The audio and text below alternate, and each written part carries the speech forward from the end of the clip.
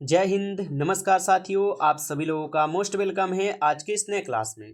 साथियों, आज के इस क्लास में हम सभी लोग पढ़ने वाले हैं रेलवे ग्रुप डी के एग्जाम के लिए most important previous year question को, जो कि आपके रेलवे ग्रुप डी के एग्जाम के लिए काफ़ी इंपॉर्टेंट है।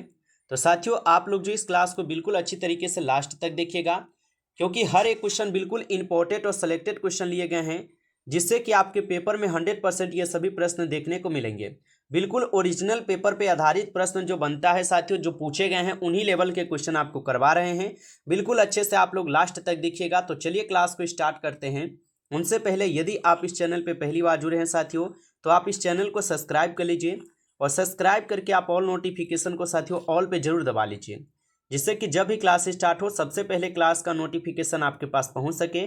तो आप इस चैनल को सब्सक्राइब कर लीजिए और सब्सक्राइब करके साथियों इस क्लास को आप जरूर लाइक कर लीजिएगा। तो चलिए क्लास को स्टार्ट करते हैं और देखिए पहला क्वेश्चन क्या है। पहला क्वेश्चन है कि हमारे शरीर में आरबीसी यानी कि लाल रक्त कणिकाएं का औसत जीवन काल कितना दिन का होता है साथियों। चलिए सभी लोग लगाइएगा, आंसर क्या होगा कि हमारे शरीर में आरबीसी लाल रक्त कणिकाओं का जो औसत जीवन काल होता है ये साथियों कितने दिन का होता है। तो हमें उम्मीद है कि आप लोग ऑप्शन सी लगाए होंगे। 120 दिन का होता है साथियों, याद रखिएगा, ऑप्शन सी सही जवाब है। अगला प्रश्न है कि श्वसन के समय हम जो गैस अंदर लेते हैं उसका मुख्य घटक कौन सा होगा। काफ़ी इंपॉर्टेंट और सेलेक्टेड क्वेश्चन है साथियों, जो कि आपके पेपर में हूबहू देखने को मिलेंगे। 100% साथियों ये प्रश्न छपेंगे आपके पेपर में, अच्छे से याद कर लीजिए। तो श्वसन के समय हम जो गैस अंदर लेते हैं और उसका मुख्य घटक पूछा आपसे कौन सा हो जाएगा।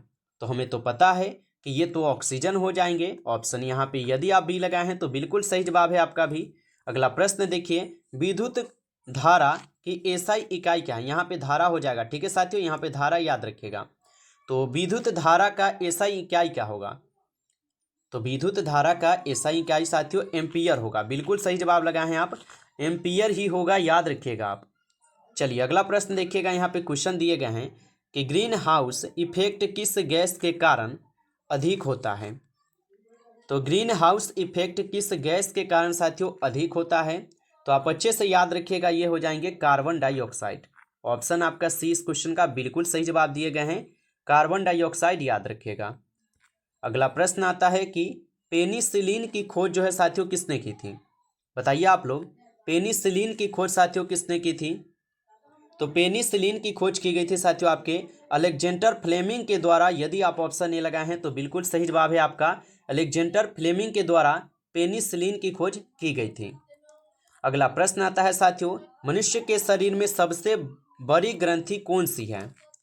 बताइएगा साथियों, मनुष्य के शरीर में सबसे बड़ी ग्रंथि कौन सी होगा। तो मनुष्य के शरीर में सबसे बड़ी ग्रंथि हो जाएंगे यकृत, जिसको हम लीवर भी बोलते हैं। तो हमारा ऑप्शन यहाँ पे साथियों बी सही जवाब है, यकृत हो जाएंगे, याद रखेंगे। अगला प्रश्न आता है कि ड्राई आइस वास्तव में क्या है। तो ड्राई आइस जो है ये वास्तव में क्या हो जाएंगे। तो ड्राई आइस जो है साथियों ये वास्तव में हो जाएंगे ठोस कार्बन डाइऑक्साइड। हमारा ऑप्शन बी दिया गया है यहाँ पे सही जवाब, ठोस कार्बन डाइऑक्साइड है साथियों, याद रखेंगे। अगला प्रश्न है कि ध्वनि की गति किस माध्यम में सबसे अधिक होती है। बिल्कुल इंपॉर्टेंट और सिलेक्टेड क्वेश्चन है साथियों, अच्छे से रट जाना है आपको इन सभी प्रश्न को। बताइए कि ध्वनि की गति किस माध्यम में सबसे अधिक होती है। तो ऑप्शन ए आप लोग लगाए हैं तो बिल्कुल सही जवाब है, ठोस में होती है, ऑप्शन ए सही जवाब होगा। अगला प्रश्न देखिएगा कि बल्ब का फिलामेंट किस धातु से बना होता है। तो बल्ब का जो फिलामेंट ये किस धातु से बना होता है। तो बल्ब का फिलामेंट बना होता है टंगस्टन से। ऑप्शन यहाँ पे आपका सी सही जवाब है, टंगस्टन से बना होता है साथियों, याद रखेंगे। अगला प्रश्न आता है, पृथ्वी पर सबसे अधिक मात्रा में पाए जाने वाला धातु कौन सा है। चलिए साथियों आंसर लगाइए सभी लोग, पृथ्वी पर सबसे अधिक मात्रा में पाए जाने वाला यहाँ पे धातु कौन सा है। तो आप अच्छे से याद रखिएगा, यह हो जाएंगे एल्युमिनियम। एल्युमिनियम यदि आप ऑप्शन बी लगाए हैं तो बिल्कुल सही जवाब है, एल्युमिनियम ही होगा। अगला प्रश्न देखिएगा कि पराबैंगनी किरणें का सबसे अधिक प्रभाव शरीर के किस भाग पर होता है। तो पराबैंगनी किरणें का सबसे अधिक प्रभाव शरीर के किस भाग पर होता है। तो साथियों ये आप लोग लगा देंगे, ये त्वचा पर होता है। यदि आप ऑप्शन बी लगाए हैं तो बिल्कुल सही जवाब है, त्वचा पर। अगला प्रश्न देखिएगा कि द्रव्यमान संरक्षण का नियम किसने दिया था। चलिए साथियों लगाइए, द्रव्यमान संरक्षण का नियम किसने दिया था? तो द्रव्यमान संरक्षण का नियम दिए गए थे साथियों किसके द्वारा? तो यहाँ पे आप सभी लोग का सही जवाब क्या हो जाएंगे? तो 12th नंबर क्वेश्चन का सही जवाब ऑप्शन सी है, बिल्कुल सही जवाब याद रखेंगे। अगला प्रश्न है, परमाणु रिएक्टर में नियंत्रण छड़ किससे बनी होती है? चलिए साथियों लगाइए कि परमाणु रिएक्टर में नियंत्रण छड़ किससे बनी होती है? तो साथियों ये बोरोन या कैडमियम से बने होते हैं। ऑप्शन आपका सी होगा सही जवाब यहाँ पे। अगला प्रश्न देखिएगा कि किसी वस्तु का वजन क्यों बदलता है? बताइए साथियों, अभी तक इस क्लास को आप लाइक नहीं किए हैं तो पहले इस क्लास को एक बार आप ज़्यादा से ज़्यादा एक बार लाइक कर लीजिए, और चैनल पे पहली बार यदि आप जुड़े हैं तो आप इस चैनल को सब्सक्राइब करके और ऑल नोटिफिकेशन को आप दबा लीजिए, जिससे कि जब भी क्लास स्टार्ट होगा सबसे पहले क्लास का नोटिफिकेशन आपके पास पहुंच पाएंगे। तो साथियों आप इस चैनल को सब्सक्राइब कर लीजिए, और सब्सक्राइब करके आप हमें जो है ना जरूर पीडीएफ के लिए बताएंगे, ठीक है।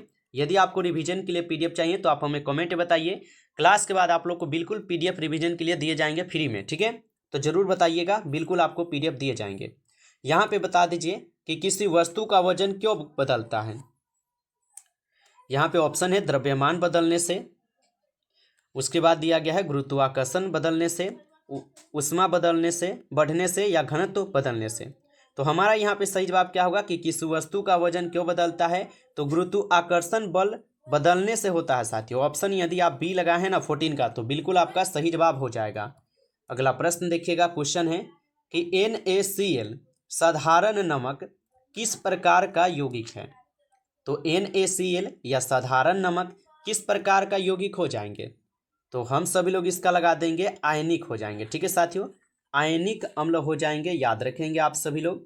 चलिए अगला प्रश्न आता है यहाँ पे आपका, और क्वेश्चन दिया गया है काफ़ी इंपॉर्टेंट है कि पेट्रोल इंजन किस सिद्धांत पर कार्य करता है?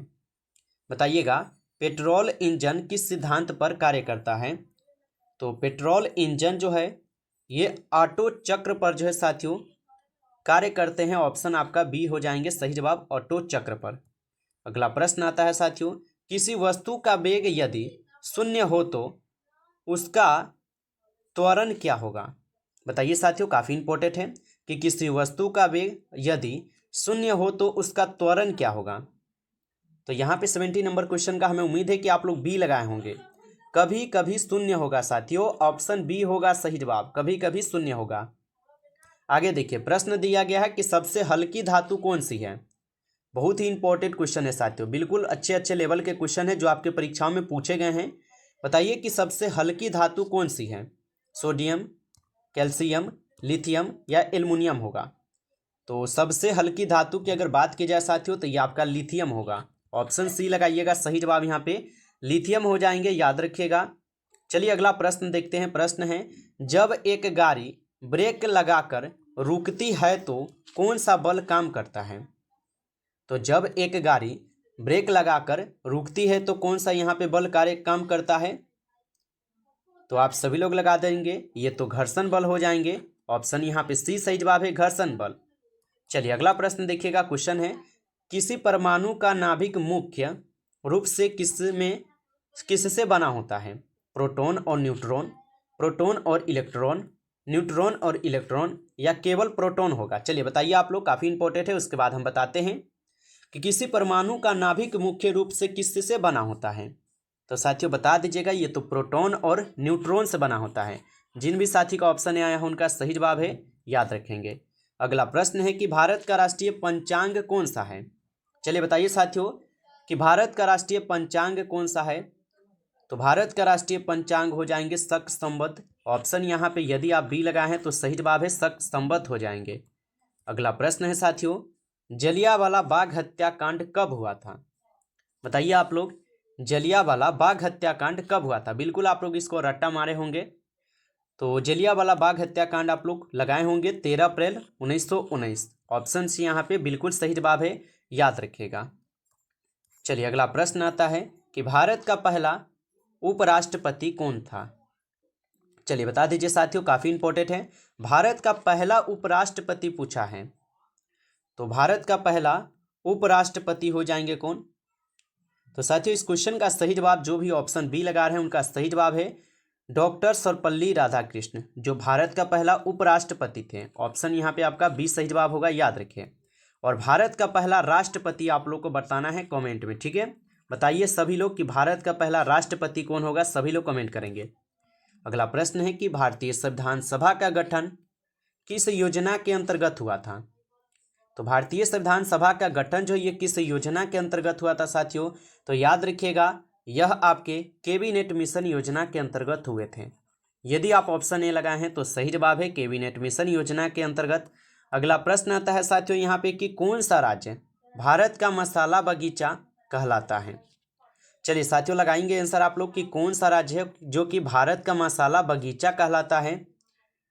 तो आप सभी लोग याद रखिएगा ये केरल राज्य हो जाएंगे। यदि आप ऑप्शन बी लगाए हैं तो सही जवाब है केरल राज्य है।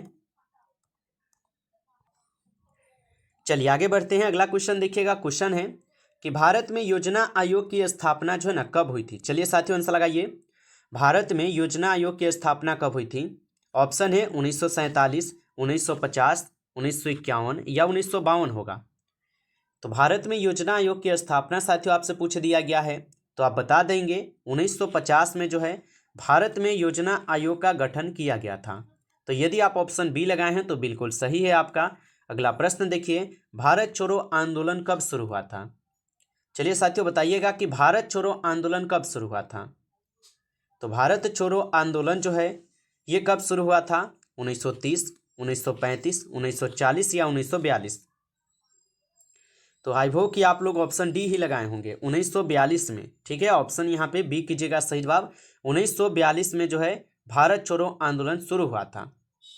चलिए अगला प्रश्न देखिएगा, गंगा नदी का उद्गम स्थल कहाँ है। बताइएगा साथियों गंगा नदी का उद्गम स्थल कहाँ पर है।